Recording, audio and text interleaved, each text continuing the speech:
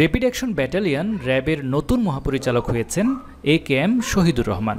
পুলিশের অতিরিক্ত মহাপরিদর্শক পদবীর এই কর্মকর্তা বর্তমানে সদর দপ্তরে সংযুক্ত।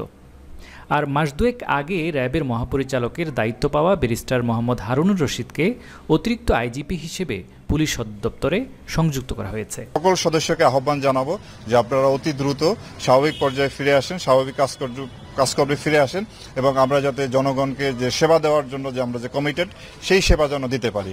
এবং এই ক্ষেত্রে আমি দেশবাসী এবং আমাদের যারা ছাত্র সমাজ, ছাত্র জনতা যারা এই বিপ্লব ঘটিয়েছে তাদেরকেও, আমাদেরকে এবং বিভিন্ন রাজনৈতিক দল সবাইকে আমি বিনীতভাবে অনুরোধ করব এই কার্যক্রমে পুলিশের আজকের এই অবস্থায় আপনারা আমাদের পাশে দাঁড়ান এবং আমরা যাতে সক্ষমতা নিয়ে আমাদের আগের অবস্থায় ফিরে আসতে পারি সেই জন্য আমি আপনার সবার কাছে সহযোগিতা কামনা করছি। যাদের উপর সংক্ষুব্ধ তারা অনেকেই গোপনে আছেন বা পালিয়ে গেছেন, তাদের বিরুদ্ধে আইনগত কোনো ব্যবস্থা নেবেন কিনা, বিশেষ করে সাবেক যারা রয়েছেন?